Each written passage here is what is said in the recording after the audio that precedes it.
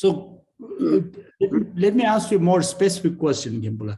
So a lot of people think Mipam was a Shentongpa.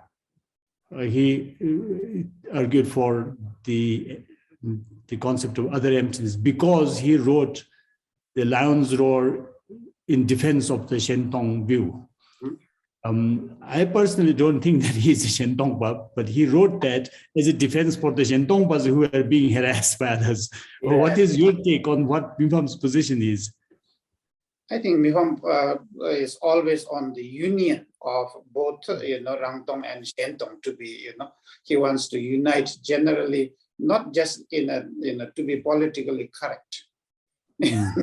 I think his view, as we read generally in his, many writings, so always saying that, like two sides of the coin, one is the emptiness, and other is the clarity, and then to understand Buddha nature clearly, then one has to understand what is emptiness, one has to understand what is clarity, and then the union of clarity and emptiness would be a complete presentation. And then I think why he wrote this, Shentong Hen and Senging Naro. So he is kind of saying that, that looks like the essence of it is Pumba Pumbim Mitong Pumba Dendu Pitong, right? So he was is not empty of was, but is empty of inherent existence. Then he's applying that in the same way. Then Shentongpas are also saying the same thing. Buddha nature is not empty of Buddha nature. Buddha nature is empty of inherent existence. So that is, then you guys land up in the same place. Yeah, I think if I remember correctly,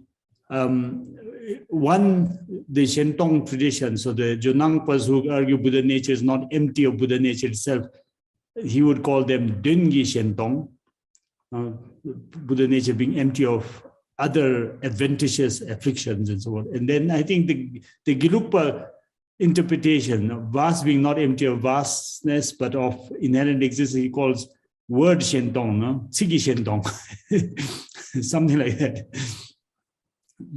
Yeah, that I think Tsigi Shentong means that it basically means that they use that, but they land up in the Shentong ultimately as Shentong. Just to add on it, so I always used to think, in our Sheda too, when I was talking about what is, when we were studying about what is Tangden, or provisional meaning, then Nyeden, definitive. So if someone, like accepts Tantra as the Nyeden, definitive meaning, then I see a big contradiction. Then why, in that case, why not the third turning is the definitive meaning? Because, is both of the talking about the same subject on this vessel, the luminosity. So that one, I always used to think that there's a big contradiction. If you say that Tantra is, definitive meaning, then you say third turning is provisional. Somehow in my mind doesn't match.